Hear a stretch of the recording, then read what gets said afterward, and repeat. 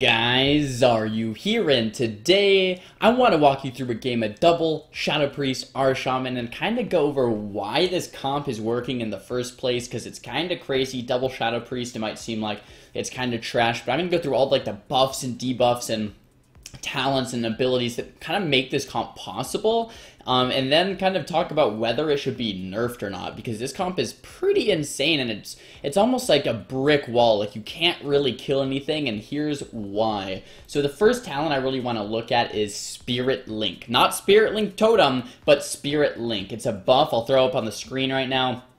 You link yourself and two closest allies within 15 yards. When linked targets take damage, 50% is distributed among the other linked allies. Linked targets receive 100% increased healing from your chain heal and healing ring. Okay, so that means all damage coming in is kind of linked. Not all of the damage is linked, but 50% of the damage is distributed. So it's almost like everyone has a 50% shield wall, but the damage is being redistributed, so it's not like the damage is going nowhere. But if you're going to kill one person, it's almost like you're going to kill all three of the people, right?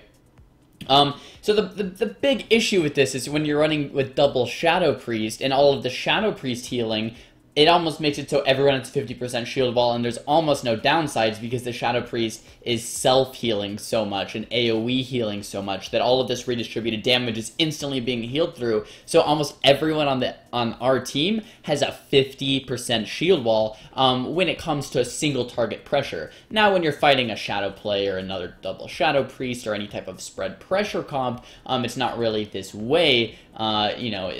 You can't even really play Spirit Link because you would all just die together, right? But, so you could play Earthshield. This is mutually exclusive with Earthshield for Resto Shamans. So you'd rather just go Earthshield. But Spirit Link against any type of cleave makes it so everyone basically has a shield wall. So let's go over all of the talents that kind of, all of the Shadow Priest talents that kind of make Spirit Link really, really powerful. So first, the base talent here, Vampiric Touch. Vampiric Touch, it's just your normal, daunt ability. It's what you're spamming on everyone. It automatically puts up a Shadow Word Pain if you're talented into it. And it heals the priest from 50% of the damage dealt, guys. So 50% of your VT damage is healing you right away. So all of that split damage, and you have VT on 3. Look right now, I have it on Feral, the Pet, the Hunter, and the Priest. I'm getting healed for 50% of all of that damage, all just healing me, right? So that's kind of why, I'm so tanky, because all of this healing is just coming into me. So let's dive into this deeper. Now we have Shadow Mania. Shadow Mania increases the healing of Vampiric Touch by 35%. So even more healing comes out, okay?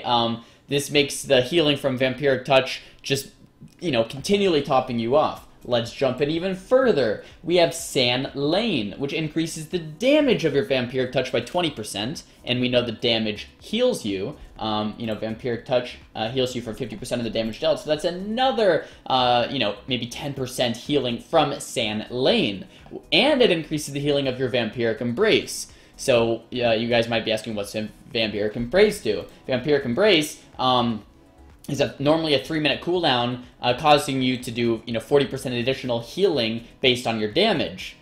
However, it gets modified by Fleeting Embrace, which makes it not only affect one person, but it affects 3 different people, and reducing the cooldown by 50%. And as you can see here, everyone's going down. Let me pause it on the scoreboard real quick. Everyone's going down. We're topping damage on pretty much everything. The damage dealt here from my Shaman is damage dealt through Spirit Link, because it's redistributing that damage. And the healing done, very, very high healing done. If you add my healing and my other priest healing, it's almost as much healing as a healer would be doing. So we're healing just so much, and doing so much spread pressure. Let's hop into this next game. So looking at double Shadow Priest Shaman again into another type of single target cleave, here we have Unholy DK Arms, where there's a little bit of cleave, I guess, but mainly single target damage. Here we're playing the same exact comp, and I just kind of want to retouch on Vampiric Embrace and Fleeting Embrace, and we have 2 of them, and they're each on a 1.5-minute cooldown, which means we can use them pretty much every 45 seconds, back and forth, if we rotate our Vampiric Embrace with that Fleeting Embrace talent. Which just basically means, not only are we getting Vampiric Touch healing, not only are we getting that increased by Shadow Mania, but it's also being increased by Sand Lane, which is also you know, modified by the cooldown Vampiric Embrace, which is modified by Fleeting Embrace, and all of that synergizes incredibly well with Spirit Link because it distributes the damage among 3 people. So if everyone's health is going down really slowly, but then you have all these slow heals pulling everyone's health back up, you're basically 3 immune targets that you can't really kill. And just in case someone does get low, we have Disperse, we have Life Swap, we have these cooldowns to actually kill. So does this synergize too well? Is this comp too easy, too face roll, too much damage? I have fought it, you know, a decent amount on ladder within the last few days, and literally all you do, guys, is triple dot as much as you can. Okay, triple dot as much as you can, and then your goes are Mind Bomb on the DPS and silence the healer. And both my Shadow Priest and I do that. So right here, look, I silence the healer, Mind Bomb DPS.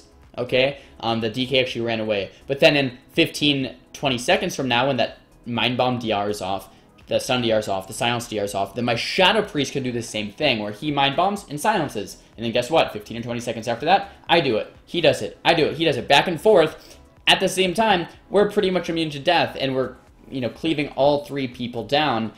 It's just, the synergy is insane. My Shadow Priest does get pretty low there, so he pops Disperse. You know, it's only a minute and a half cooldown.